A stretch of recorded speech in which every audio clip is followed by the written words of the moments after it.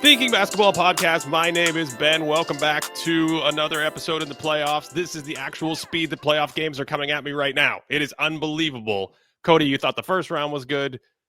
The second round might even be better. We haven't even played all of the, four second round games yet, but there's so much to get to today. And I just want to start by saying that I love basketball. And I wish I could say that in the Ron Artest voice, but, it's true. This is just, we could talk about anything. This is nuts. Absolutely what's happening right now. I think since the last time I was on the pod, even since the last time Bobby Marks, it's like 2 months ago. I mean, Bobby Marks was on the pod. That's pretty cool. Yeah. I don't think either game 7 had happened. So, like, you'd think that those would be the two pertinent things to talk about.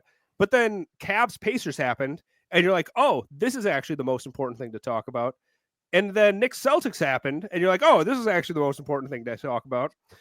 And then, Ben, Nuggets Thunder happened. You're like, what's it? The series that I was really maybe the most excited for hasn't even happened yet. And I'm like, there's no way I can even approach the other 3 series that are happening at the moment. So this second round is just gearing up to be an all-timer, Ben. So I think you're right. I think we are on a as my dog serenades us right now. Yes, she's into it. She's into this. We got to wait for this. This is literally how excited I get during a playoff game. I think we are on a 5-game streak, right? Saturday night, one of the game 7s, I think the Nuggets was Saturday night against the Clippers. Yep. That was a weird game because we all kind of had this moment where we were talking during the game where we said, man, this game's going to come down to the wire. This is going to be one of those good old-fashioned game 7 slugfest when you get down to the wire.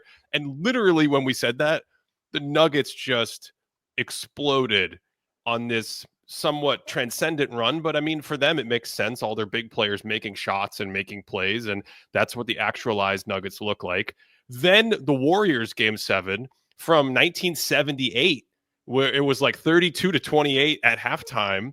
And it just looked like the Rockets had them pinned down in a very unsavory way. Like, you will not score the basketball for the rest of the series, Golden State. What happens? The Warriors find a way. We can talk about that.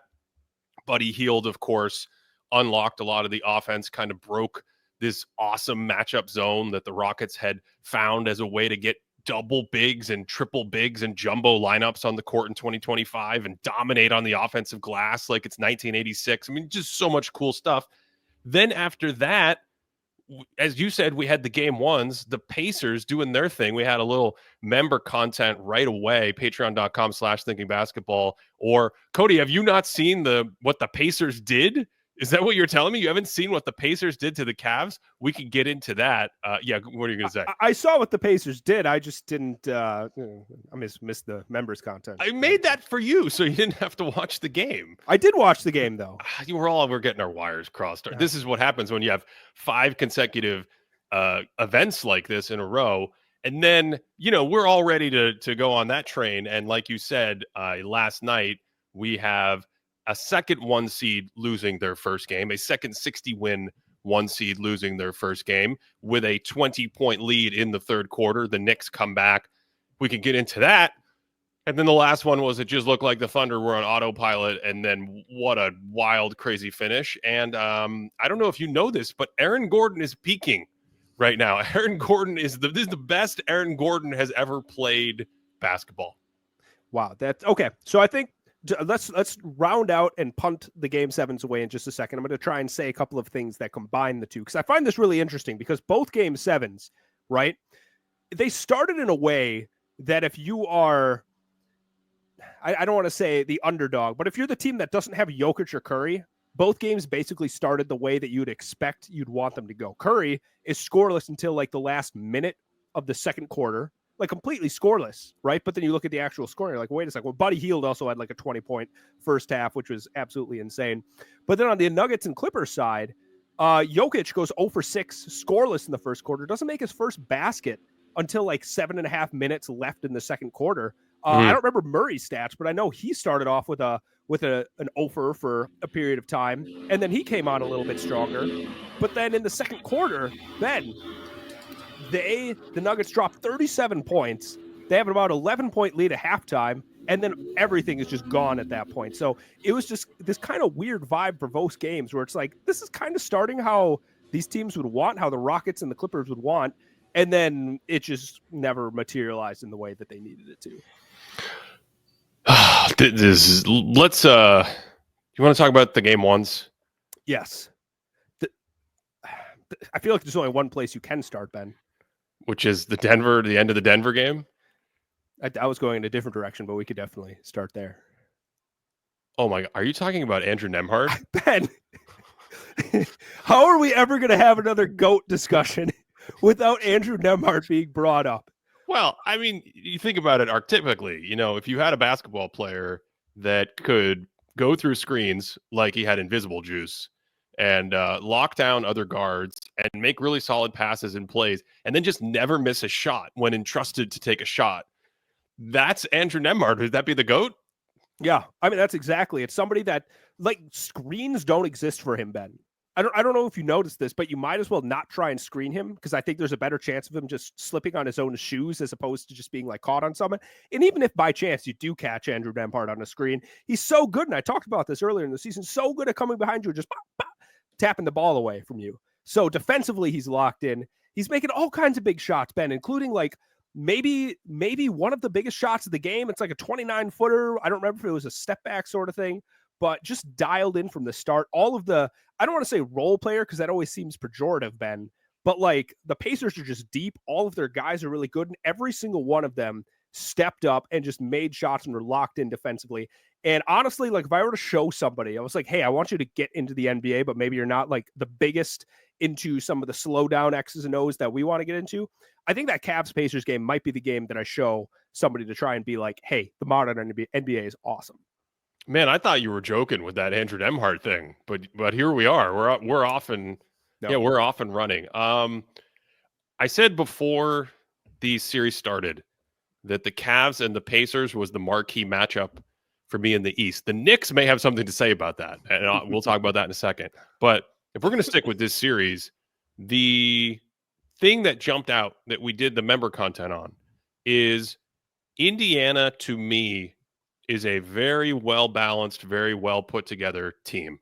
They may not be the best team in the league. They may not have the highest-end talent, but Miles Turner is a nice asset in today's game because he can protect the rim on one end. He's not super versatile. He's not Victor Wembanyama, but he gives you that big man element, and then he can space the floor on the other end. So it's difficult to cheat off of one of the Indiana shooters. It's difficult to hide a defender, put your big man on him.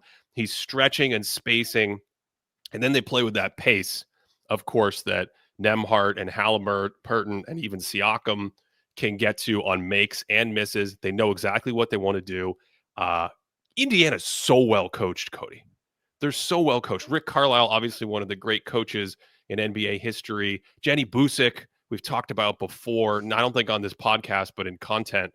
And I mean, my goodness, is she a superstar coach on the sideline? If you look at what their defense is doing and the attention to detail, and I don't know if they have a third superstar coach. The rest of the staff's just really solid. But what I think of when I see stuff like this, and it pertains to this kind of matchup, is you get that team and you get into a playoff series, and it's game one, and they know exactly how they want to attack.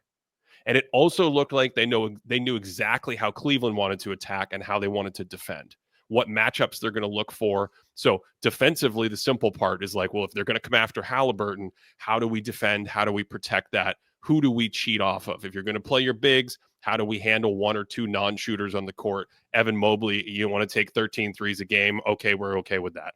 But the offensive side was just a tour de force of precision and execution from them, saying, hey, Donovan Mitchell, you're going to be a weakness because you're too small when you switch on to our big men. Jared Allen, we're going to bring you into the action and we're going to pull you out against a guard.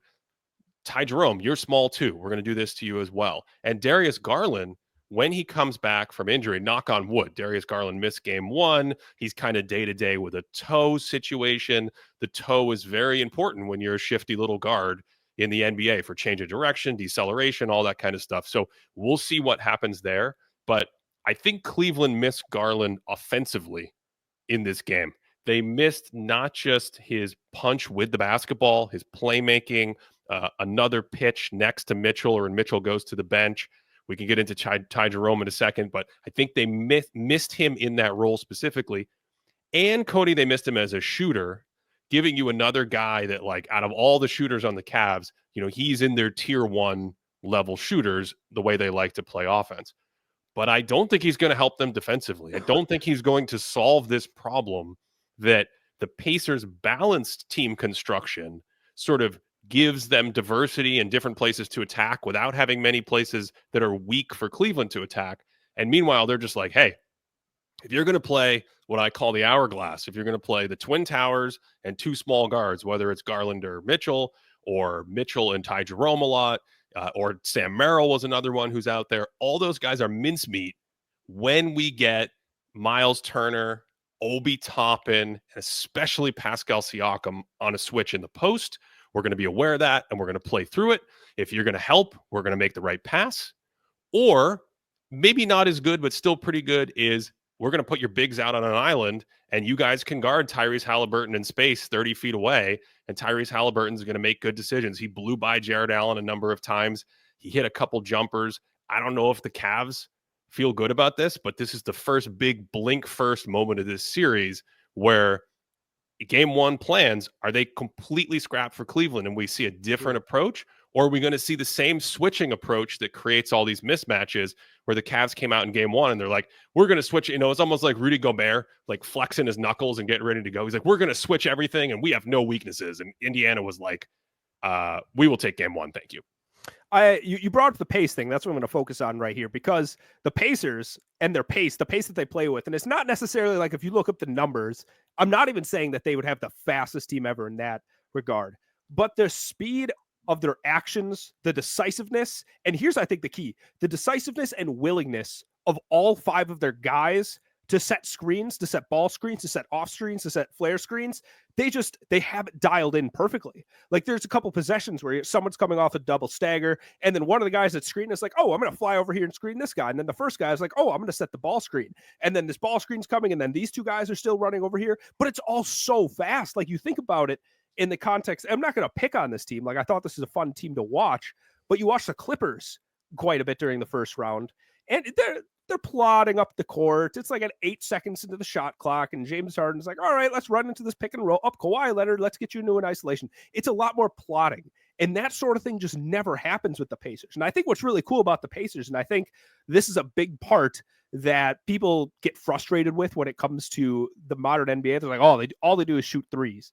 The Pacers do not hunt the three. The Pacers are hunting these actions to get themselves either going downhill towards the basket or somebody making some kind of cut so they can finish at the basket. The threes just happen because what we just saw with the Cavs, they're just in constant rotation. They're in constant scramble mode.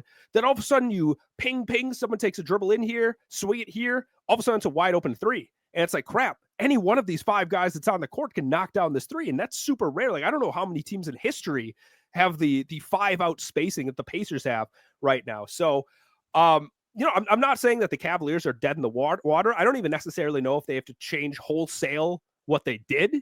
But the Pacers just executed like on like a 100% scale. They had like a lull in the third quarter for a bit. They were like 95% dialed in for that entire game.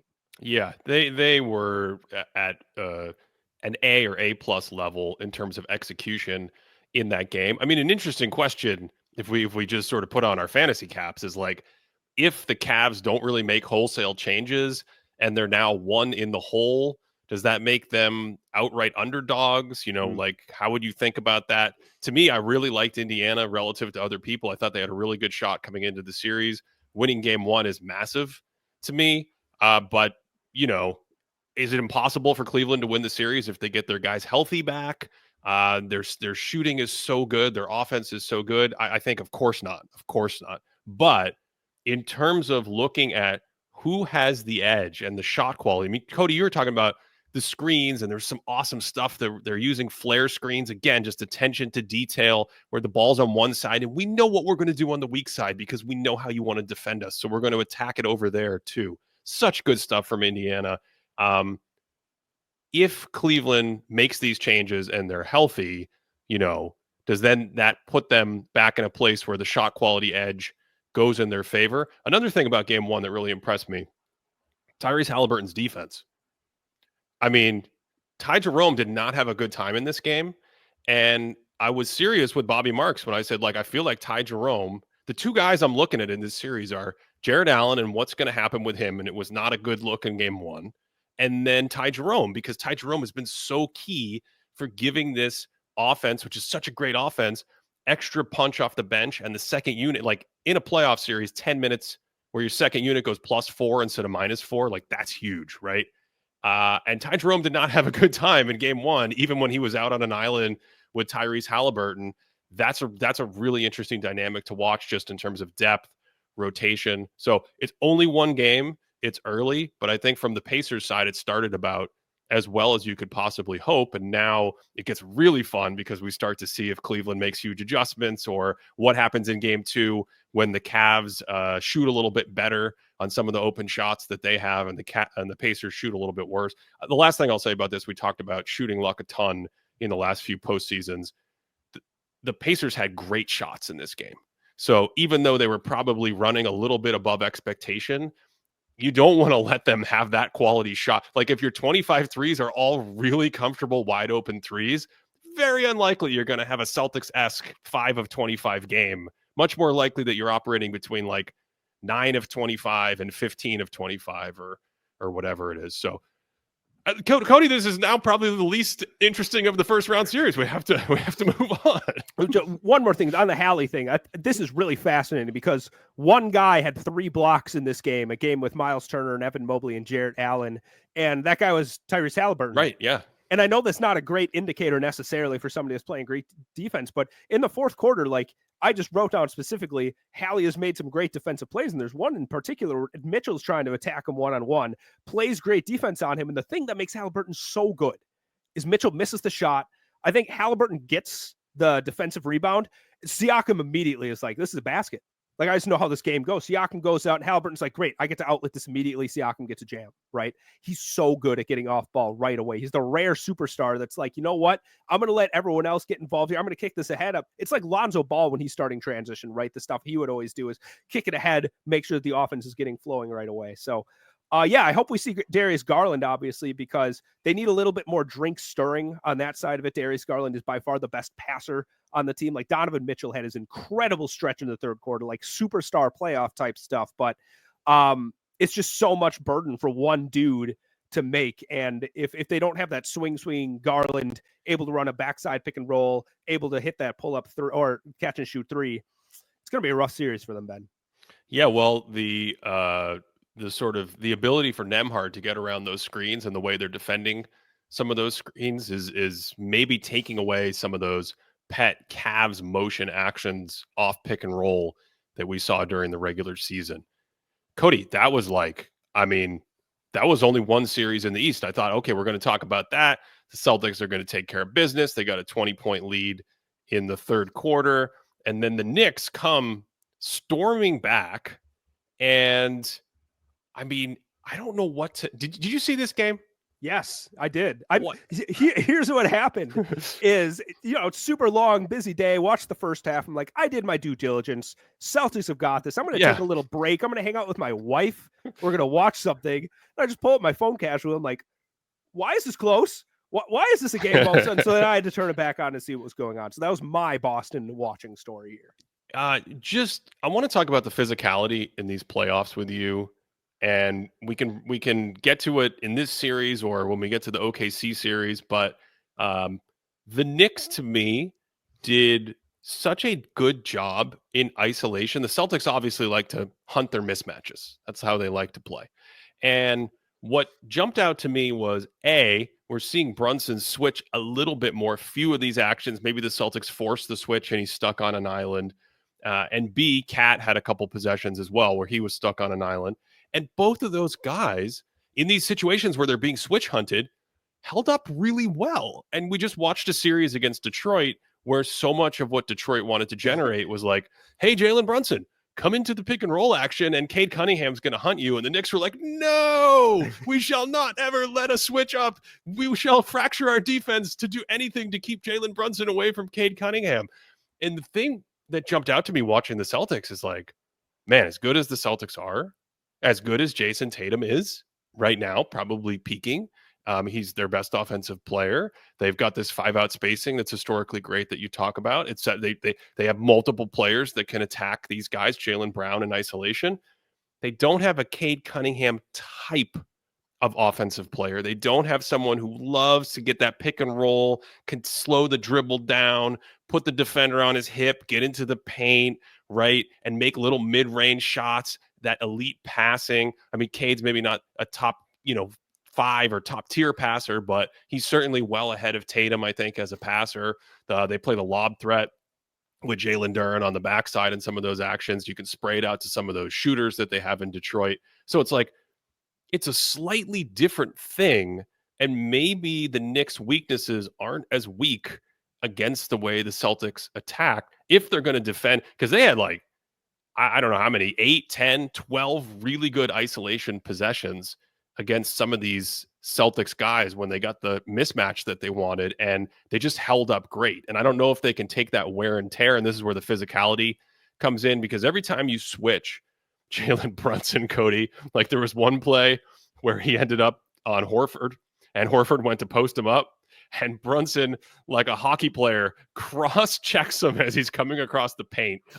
There's just no fouls anymore on these. They start wrestling. Brunson puts both his arms around Horford from the back because he's sealed and pulls him back like a judo move. He's like, get out of the way.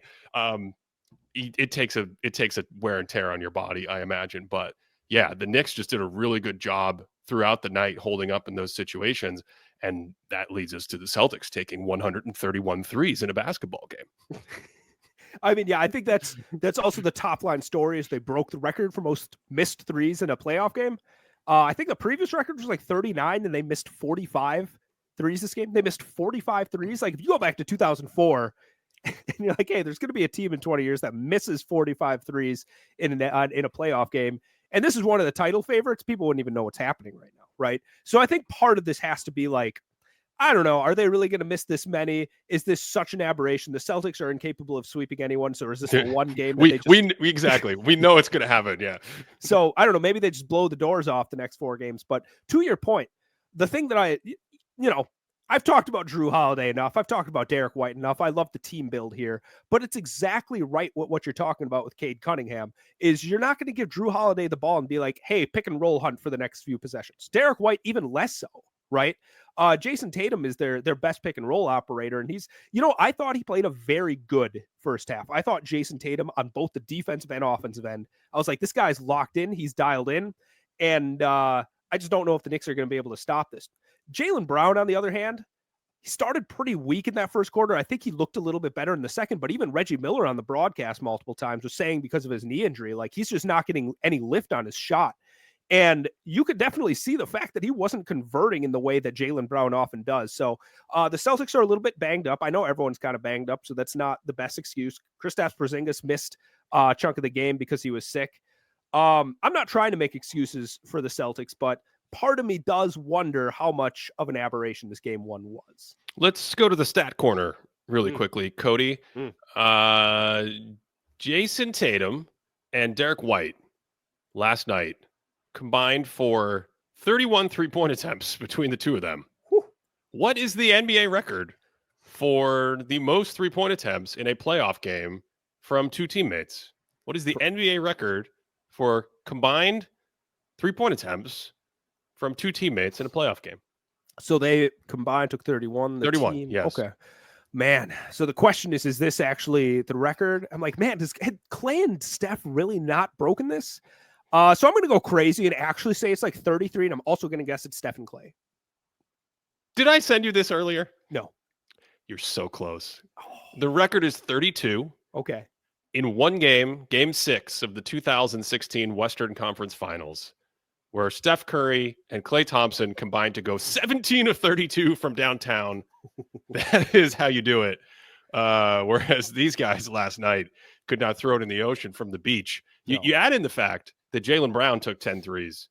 And I'm pretty sure no teammates in NBA history have combined as a trio to shoot 41 threes in a game. Those three shot just 10 for 41. Now, this gets back to our shooting luck thing that we're always talking about. And you're talking about, we just know the Celtics are probably not going to be able to make it through a series without having a game like this where they, 4-1, but it feels like 4-0, but they can't quite make it through. Is this just what's happening in the first game? I will say this in addition to the Knicks holding up really well, I thought, with some of the switch hunting last night, some of these defensive possessions from their guys. The Celtics shot selection and some of their biasing toward the 3-point line has been something that I can't remember how many times we brought it up, but it's in the back of my head for the last 2 or 3 months of the season. One, the variance it introduces, right?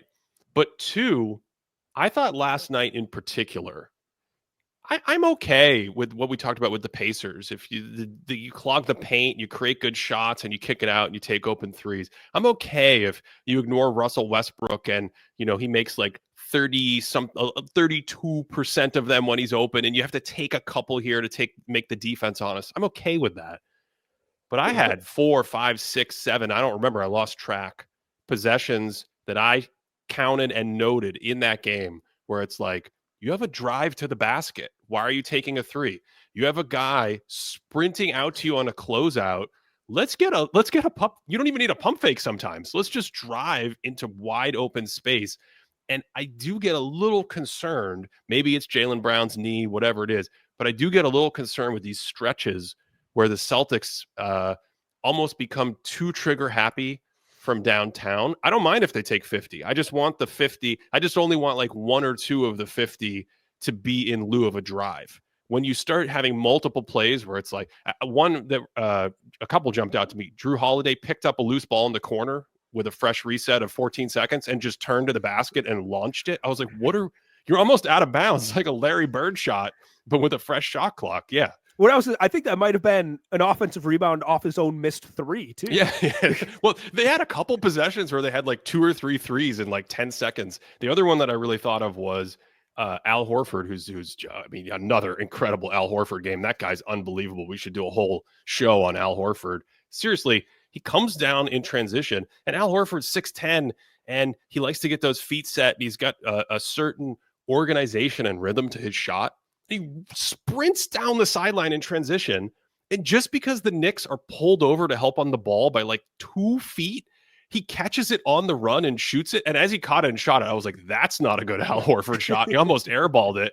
And so to me, that is a legitimate thing where it's not the number at the end of the day. It's the number that come in early shot clock. Jason Tatum, you've got Jalen Brunson or Cat on you. You cross them into the first row. You don't always have to take a three after your defender goes into the first row. You can also drive and get a layup. You can drive and get fouled, or you can drive, totally collapse the defense and let someone else have a wide open 3-2. So something to watch there, in addition to the fact that I think the Knicks did perform really well. This is the Pacers thing I was talking about, where the Pacers knocked out a lot of threes, like you just said, but they're hunting the easy shot. They're hunting the layup, the back cut, the drive, or anything like that. And then when the defense collapses, it's all right, we're going to scramble you till we get an open three. Like you said, Jason Tatum, this has been the criticism for years, where he just relies on that sidestep three over somebody. It's oh, Jalen Brunson's on me. I guess I can just shoot over the guy. And I know it's not a great contest compared to somebody like Mikal Bridges, but that's still an NBA player in your way. That's still a tough shot for you to take. But he couldn't get, you have to give Jalen credit in this game. There were a number of possessions where he couldn't get by him, right? So I think in that case, you have to almost rethink in the moment. If you're Tatum and you're in that moment, what I would love to see is go to the post the next possession or play through someone else or something, because hats off to Jalen Brunson. If you stay in front of the guy, that's all Tatum has is the step back three at that point. One thing I want to call out on the offensive end for the Knicks is there were a few possessions where the Celtics were kind of rotating a bunch of guys onto Towns. Brown was the primary defender at one point. Drew was the primary defender. Tatum was the primary defender. And some of those times when it was Brown or Drew, both very strong dudes, they entered it down to Towns, and he was all right, fine, I'll take you up on it. I'm going to back you down and hit a little hook. And they're a double team comes, turns around and makes a shot. Little turn to the left, makes a hook shot. And it wasn't a ton of baskets, but in the playoffs, the margins, when you get down really close to a game that goes to overtime, that decisiveness that he had, and not just being a trail catch and shoot three big man. I thought that was really important for telling the Celtics, like, hey, we know you have some smaller guys that can take me, but also I'm going to make it very difficult for them as a very good big man scorer. Cody, the overtime.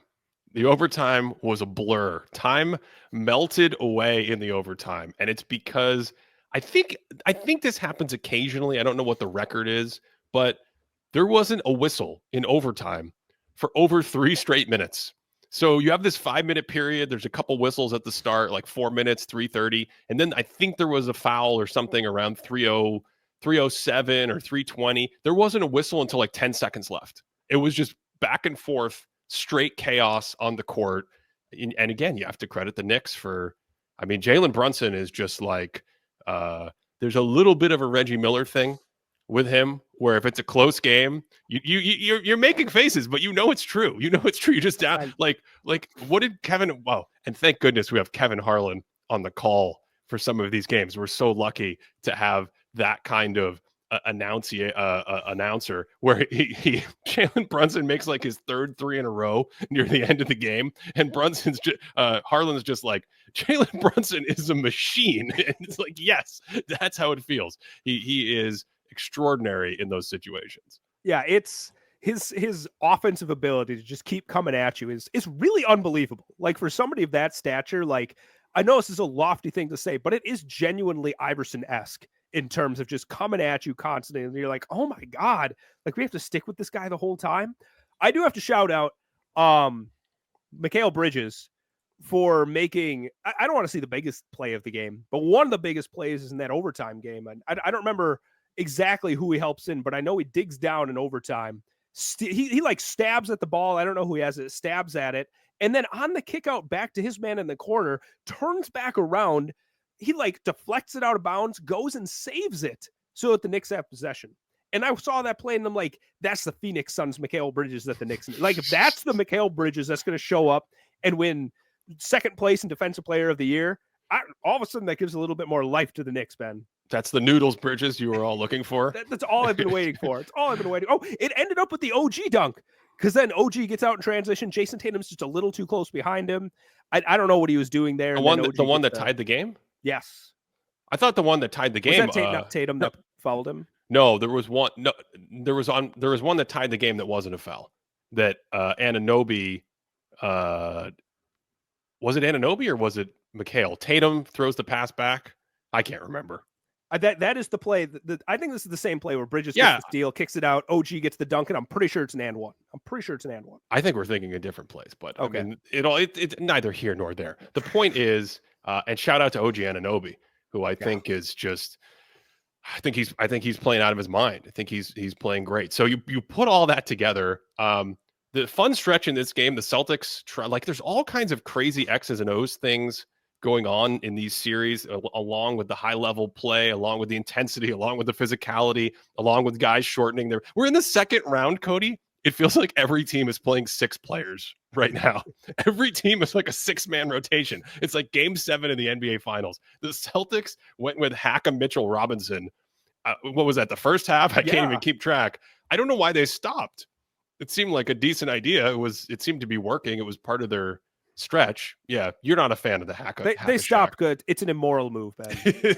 That's why they stopped. You should be able to make free throws.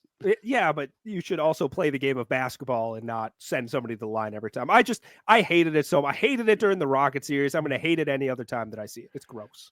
What? So, okay, we'll let you have that. Sure. I get, like, I don't want somebody to send me a message like explaining the strategic advantage. That's what's going to happen. Yeah. I genuinely don't want it. I get it. Like, I whipped out the calculator and I figured it out myself. It just hurts my soul. So stop it. All it was going to counter with, all I was going to let you have it, but all I was going to counter with is, does that mean that the offense should never pass that player the ball? And if they never pass that player the ball, is that equally as immoral to play 4-on-5 because you can't pass one of your players the ball? Well, no, because they're out there playing defense. They're doing their thing. Right. But if you pass him the ball and then you're like, this guy's a terrible free throw shooter, so I'm just going to attempt to steal the ball so hard that I either get a steal or a foul. Are you attempting the steal though? Like that's what I want you to ask yourself. I think you should. The inner me wants that. Like, I've always felt this way at the end of the games when it's like a 15-second game and they got the full court press on and they want to. You should go for the steal first. You shouldn't just blindly hack someone. These are two separate things. There's like the play where all like the Celtics are grabbing Mitch Robb and they're all pointing and they're like, oh my goodness, this is why somebody is getting a layup right now. There's a difference between that and just really going for the steal. I'm okay with that, Ben. But again, Ben, the magistrate that sits in your heart is who judges you, Ben. I'm not going to judge you. You on the court are going to be the one. You're the only one that knows what your intentions are out there. Oh my goodness. This is what the people are here for. The ethics. We're gonna do a 1-hour seminar post show on the ethics of intentional fouling at the end of the game. The Denver. Should we talk about the Denver Nuggets? Oh my goodness. Yes. So let's. You want to talk about mind games, okay? So before I forget this and it doesn't get lost in the shuffle, if you want to watch an amazing basketball chess match between an offensive genius and a defensive, I'll call him a genius. He doesn't play that way all the time, but there is a genius to what I'm about to describe. Watch Nikola Jokic and Alex Caruso when they're on the court together, and Alex Caruso is trying to mess with Nikola Jokic's head by going, I'm going to double team. No, I'm not. I'm not going to. Yes, I'm going to double team. No, I'm not. I'm going to double. No, I'm not going to double team you. He got Jokic. We had one in the regular season that we pulled where he really got Jokic with one of these fake going somewhere else. And then I can't remember the exact play. Last night, Cody, I think he got him 3 times. He was faking him out on like whether I'm going to double or not. Led to a couple turnovers. And then the best one that maybe I've ever seen against Nikola Jokic. It's an out of bounds play under the basket. Caruso's under the basket. Jokic gets the catch at like the free throw line. Jokic acts like he's going to leave and double team as the ball is in the air. Jokic sees this as the ball is in the air and throws a no-look touch pass to what he thinks is going to be a wide open layup because he anticipates a double team coming. But Caruso is just messing with him and trying to get him to throw apparently a no-look touch pass, and easily comes up with a steal. And you can barely see it because the TNT cameras had the camera on someone else in the audience during most of the play. It was extraordinary, and I'm just throwing that out there. If you like a little chess match between offense and defense, watch Alex Caruso, the wily stealing block stock machine, and Nikola Jokic play games with each other on every possession. So cards on the table, full disclosure, Mm-hmm. like in my mind, the Thunder actually won this game by 10 because at halftime, I'm like, well, I did my due diligence. It's time to go to bed to prepare for work. Lo and behold, I woke up and that wasn't the case. So my understanding of the second half is one of those like 12-minute NBA YouTube videos where I just watch some of the highlights. So clearly I have a very, very high understanding of what happens there. But what happens in the first half, Ben, I'm going to talk about Caruso for a second. That's the best defense I've seen him play all year. It was crazy. All year. It was crazy. Unbelievable. Like, I mean, there's a lot of high-level defensive plays. Like, Chet gets an alley-oop block in transition. Oh, my God. That was nuts. An alley-oop block in transition. He's just Where did he come from? He was under the basket when the play started. This is the whole thing where people are like, he needs to bulk up. It's like, yeah, but he can run like a gazelle. Like, it's really helpful when your big man is 7'1" and can outrun most people on the court. Like, that's helpful. Yeah, I'm. Sorry, I lost. Am I supposed to talk now? I'm just sitting here thinking about this play. This is amazing. I got sidetracked, just like longingly staring off and thinking about Chet running down the court and blocking it. Caruso has a huge chase down block, but he's just everywhere, Ben. Like, you are not safe when Caruso's out there, and that doesn't say anything about Dort or anyone else that's playing. So defensively in that first half, I was very, very impressed. Like, Jokic at the end of the day ends up with 7 turnovers. And like you said, a lot of that, Caruso is just out there baiting him. And I think it was an interesting battle in terms of like the Thunder are leveraging the quickness and their hands and their ability to fly over the place on defense. Whereas the Thunder are like, you're right, you got that, but you're not enormous in the paint. And we are going to dominate you on the offensive glass. And I don't know, I guess that's the only gambit that the Nuggets have to win the series. Like, they're going to have to find some kind of advantage. And based on the guys that the Thunder played, that's basically the only avenue to win. And that's what they took in game 1, Ben. We need to rein this podcast in for anyone still listening who's not a total basketball sicko. I mean, why do we do this? We do this all the time. We go backwards. We started with the Cavs and the Pacers. Now, like this is crazy because you said full cards on the table. The Thunder won by 10. To me, I thought the Thunder were a massive favorite in this series. A lot of people were, oh, Jokic and the Nuggets are big and, blah, blah, championship pedigree and blah, blah, blah, blah. I'm like, have y'all seen Oklahoma City play basketball? Last night was probably let's say C plus game from the Thunder because I thought the role players were really good, but the stars were really not good. It was really basically poor, especially on offense, poor games from the OKC stars. The Nuggets played really well across the board. They got great minutes from Russell Westbrook. Defensively, he was really good in a lot of stretches. That's obviously why he's out there, which is ironic to say sometimes, but that's a different look when you go with the starting lineup and you take Porter's shooting out, you put Westbrook in, had a number of great cuts. They had the 2-man game working. So I thought Denver basically had like an A game and the Thunder had like a C plus game. Thunder's still going to win that game 95 times out of 100 at the end or whatever. We can get into what happened at the end. I think Dagnall, who's obviously an amazing coach, I didn't like the way he played the timeouts and the substitutions.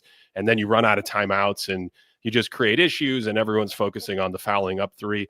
I think fouling up three is absolutely the way to go. It almost completely handicaps the other team. But it fell apart. You're making a face again. What's happening? Is this an ethical judgment on fouling up three? Or is we whipping out the pipes and going to seminar again? Because if everyone has the patience for it, Ben, we need to also get rid of fouling up three. That's just not get that out of my basketball game. This is terrible. Why? It's just play the game. Like play some defense. Trust your It wasn't even like they started following up three. And it wasn't even like, oh, there's 3 seconds left and they're down. Like, I don't know, man. Like, that's my point. They misapplied the technique. You don't need to foul instantly in the backcourt. You can, let them come into the front court or something like that before you do that. That's neither here nor there. And we don't have time for these ethical seminars today. We have a 2-hour special scheduled over the weekend where Cody will break down all of what is appropriate and moral in basketball. It's going to be very exciting. I'll be in the front row with a lot of questions. But this game, my point I'm making is I did not feel very good about the Nuggets coming into this series, despite the fact that they're very big. And I came out of this game thinking, okay, one, we've got one in the bag for Denver. So they only got to win 3. 2, they got half the remaining games at home, and that altitude and all that stuff might give them a little bump. And 3, they're at the least going to be able to generate decent shots, meaning Nikola Jokic offense in the paint. Sometimes they do a good job defending him. Sometimes he gets too deep. And then the 3-pointers, the way that Oklahoma City is defending them, they will at least get semi-open 3-pointers, the way the Thunder want to hug in and shrink the floor and fly into the paint and all that stuff. So you might get another game or two where some of the shooters continue to make shots. So Christian Brown has just been great. Peyton Watson, anytime he comes in the game and you get good minutes and he makes a 3 or 2. Aaron Gordon, this is the best he's ever been as a shooter. Obviously, Michael Porter Jr., Jamal Murray, all those guys can shoot. So that suddenly makes it a lot more interesting to me. But still, I would still feel pretty similar if it weren't for the SGA and J-Dub problem.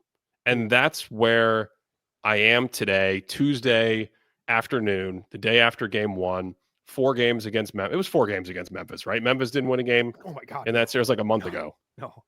Yeah, they didn't win a game in that series. The NBA made them play 3 because that first game. They're just like, you lost 2 on that one. Is this going to be part of the ethical seminar over the weekend?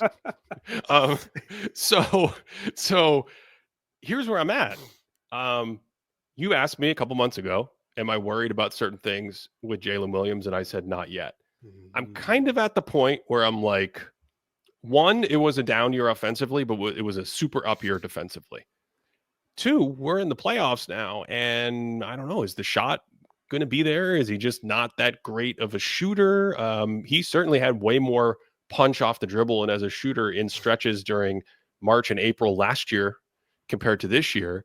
And then Shea, I'm not really worried about Shea per se, but this is the 5th game of the playoffs, and if you go back to like what I thought was the most ascendant peak Shea moment of his what looks like MVP season in 2025, he was playing Detroit. I've talked about this game before.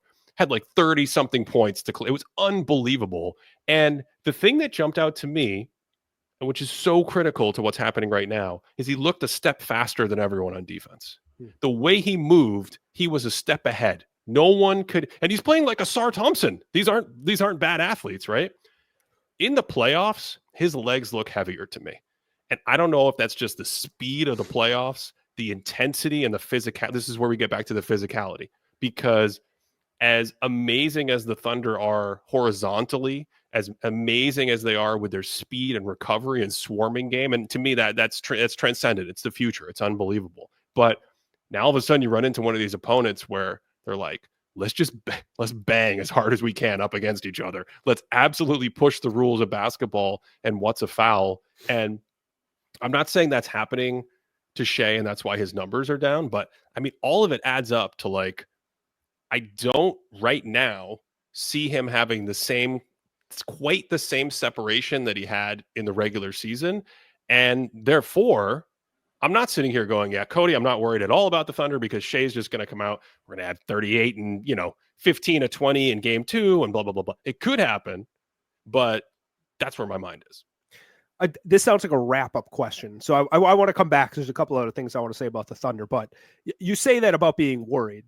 But this is also in the context of a round where the three teams that I think like if you had asked me before the playoffs, you were like, hey, can you put percentages for like what you think for the team's going to win the championship are? And I would say between the Thunder, the Celtics, and the Cavs, it's like 98% chance, right? I think I legitimately would have said like 98, 99% chance going to be one of those three teams. And now we're in a situation where we see all three of those teams down game 1, right? So you talk about being, you're flagging the Shea thing, you're flagging especially the J-Dub thing, but in the context of the other number ones, or not the number one seeds, but the other big teams here going into the playoffs, are you as concerned as you are for maybe that you're concerned for the Cavs or the Celtics? No, the Cavs would be my number one concern. Okay. Absolutely. I think the Cavs are up against it in that series, full stop. Like, even if they solve some stuff, that's going to be a series. Okay. Right? The Celtics are, I don't know yet, but it was a little bit more concerning than I would have expected. I mean, they've stomped the Knicks all year. They are such a good matchup in the abstract for the Knicks because of the way they like to defend, all their big wings. They're built to switch hunt, and we just saw a series where the Pistons are like, "Hey, New York, you have 2 targets for us. We're just going to run our entire mediocre offense through that." And frankly, New York was lucky to get out of that series. Credit for them making all the big plays down the stretch of all those key games, but that was a really close series. So that's where I am with Boston. OKC, I'm still feeling the most comfortable about, but I did come out of game 1. I mean, David Adelman, let's give him some credit for only coaching 3 NBA games after, he has no college experience, a number of years coaching high school basketball. He's held that ship together quite well. And again, we don't have to get into the nerdy's X's and O's on the radio, but you're mixing up a little zone, Cody, to take away Shea Gilgeous-Alexander's driving lanes. Then you're sticking Nikola Jokic on one of these guards that they love to do. Hey, you go guard Caruso and stand in the corner and roam around and things like that. So they are sort of pushing the right buttons, I think, so to speak, or trying different things, getting different lineup combinations to work with. And Jamal Murray looks pretty good. So I think there's something there.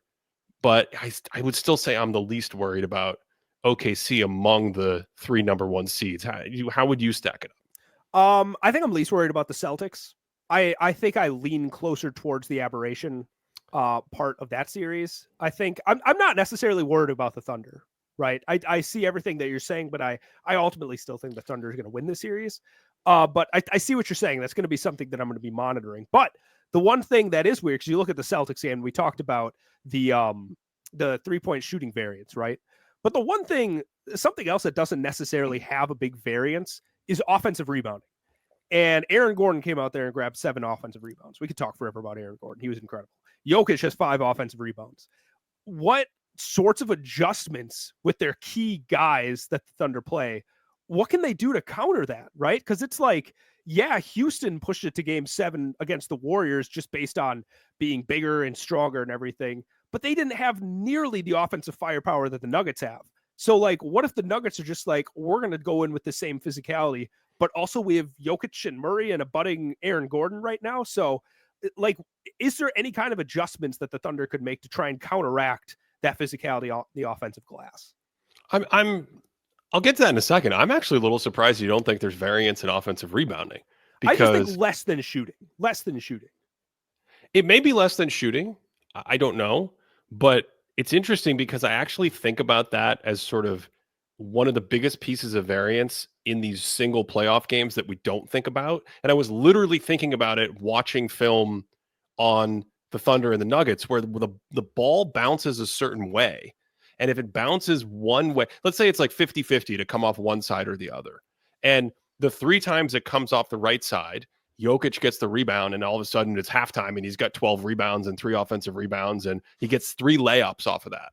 And it's 50-50. And the other version of the game, it goes the other way, and the Thunder get the rebound, and then they get out in transition and they get transition opportunities, and they maybe score 4 points. It's like a 10-point swing just on where the ball bounces. And there were definitely a number of plays in that game that had that like weird, like even Jokic's offensive rebounds. Now, he's the king of Z-bounds because he shoots the ball so softly, it comes right back to him on his own misses. But I don't know. I just thought it was amazing that you said that, because I was literally writing that down about 2 hours ago, reviewing some of that quarter. I've now forgotten your main question. What was your main question?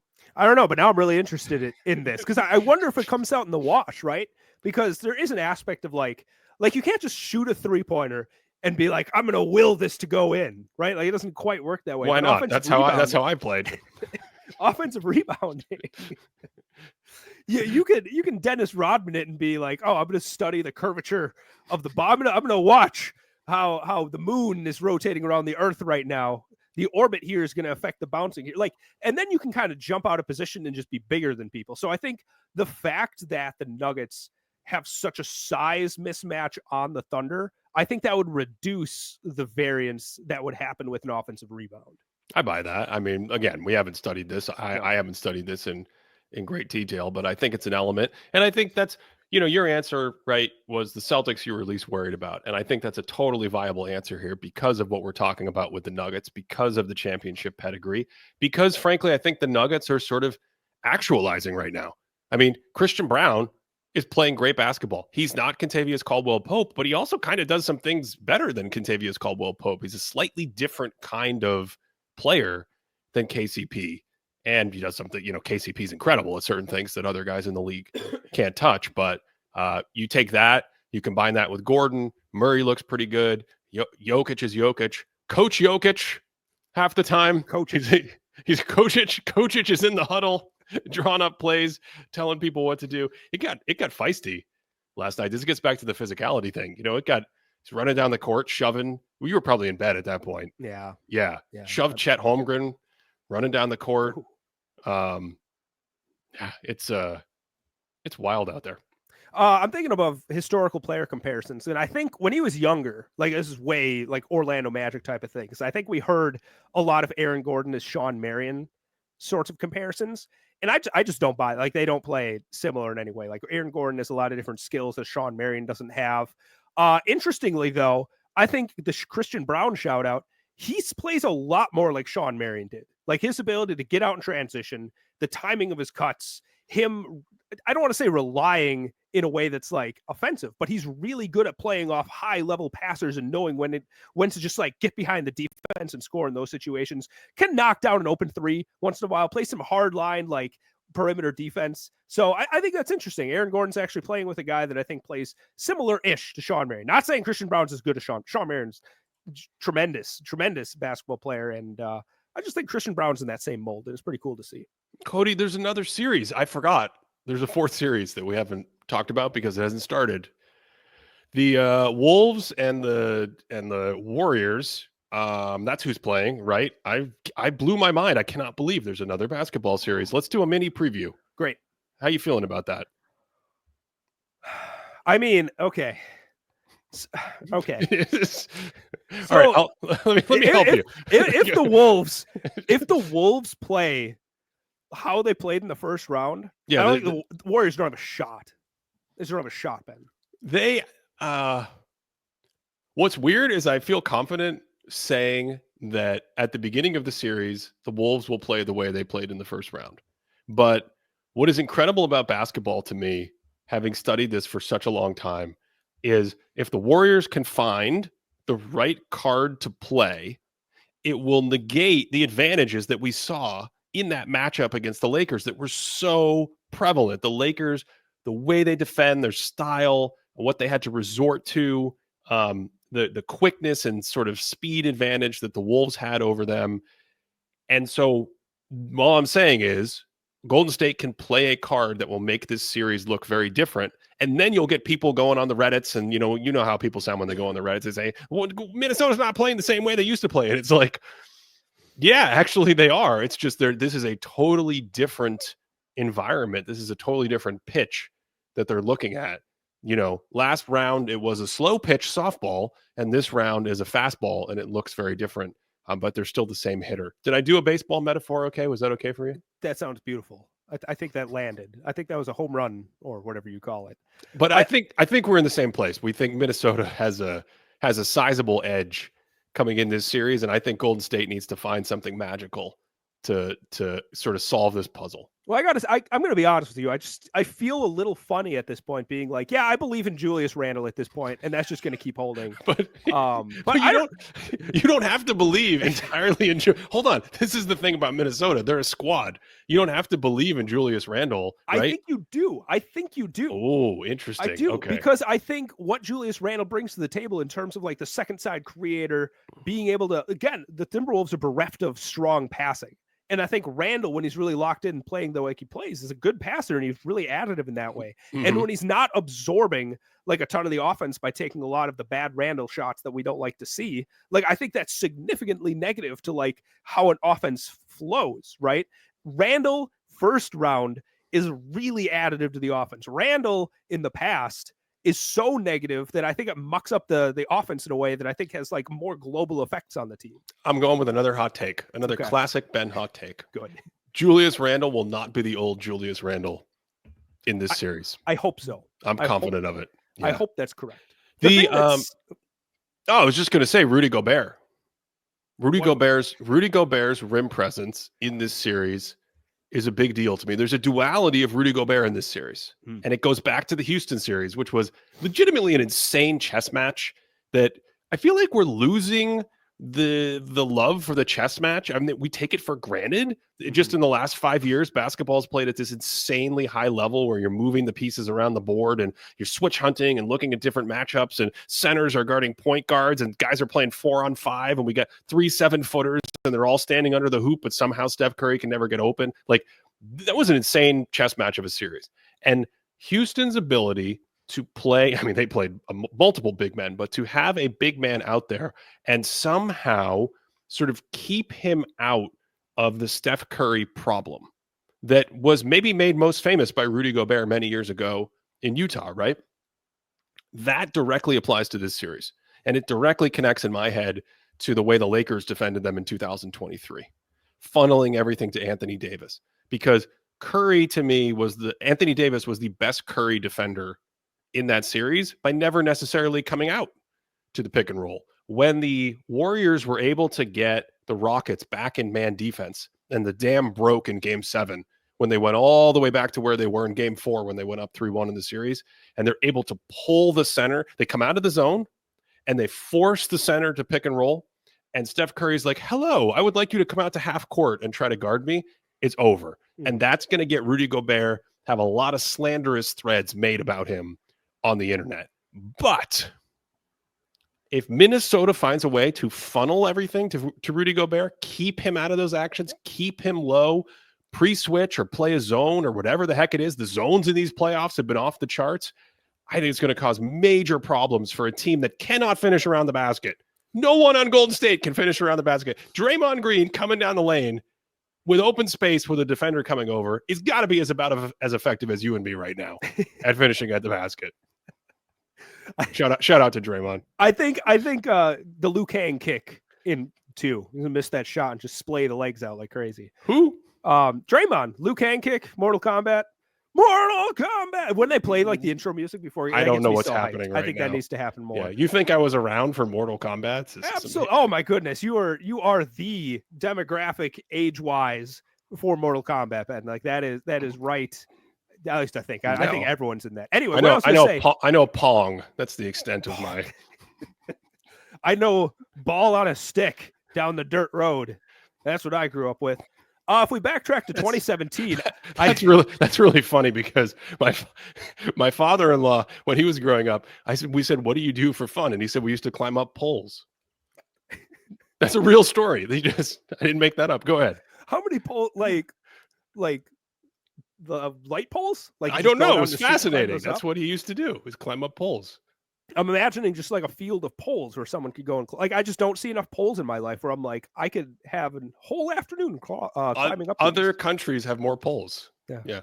This is excellent. And this is the content people are here for. Go ahead. So back in 2017, I think that's the famous Gobert play that has haunted him forever. I think it's the Super Warriors team. Curry gets him out, and I think he crosses him so badly he like literally turns around and Curry goes by him and finishes him. He's never left that behind, and I think people are going to bring that up here.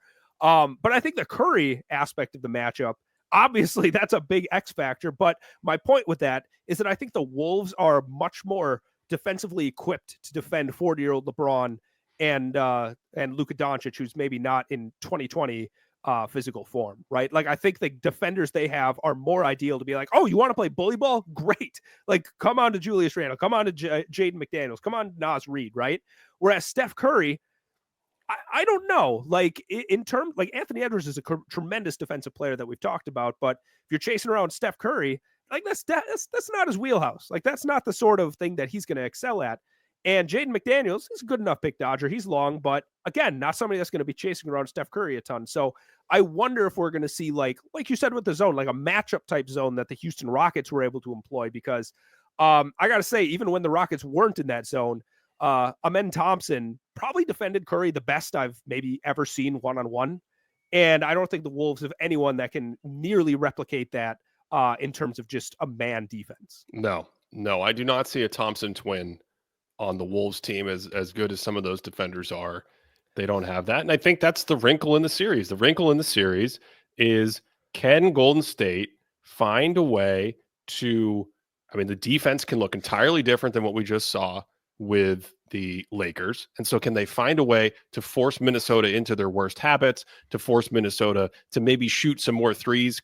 The quality of the three could be lower, and this is not a great shooting team. It's a little bit swingy. Okay, that's one side of the ball. And then on the other side of the ball, do you have that silver bullet answer to stop the Steph Curry flowing offense and things like that? I just think Minnesota's starting way ahead of the 8 ball here. So we're kind of in agreement with that. But that's the interesting part of the series to me, is, can the Warriors make it look so different that all of a sudden, if it's 1-1 or something like that, and we're going back to San Francisco, Minnesota has home court. All of a sudden, we're going back to San Francisco. Is there like that little sense of unease where maybe Randall has a rough game? Maybe you start defending Anthony Edwards differently. I mean, the ascension of Anthony Edwards continues to be a thing here in terms of how people are going to defend him. I don't know, Cody. I don't know. To support us, patreon.com/thinkingbasketball.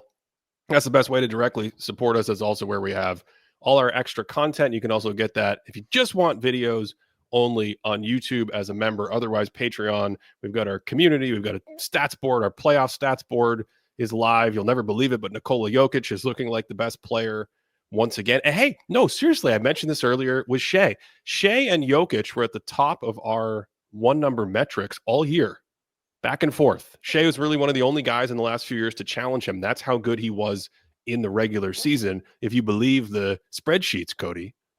But in the playoffs, Shea is not looking like a top 5 player based on those same metrics. And that's the kind of thing that I think is very interesting moving forward for the Denver series that we were alluding to earlier. I like that. A reliance on the spreadsheets here, Ben. I wonder if the ethical people will come in and say, "Oh, you shouldn't be paying attention to the stats. Watch the game, Ben."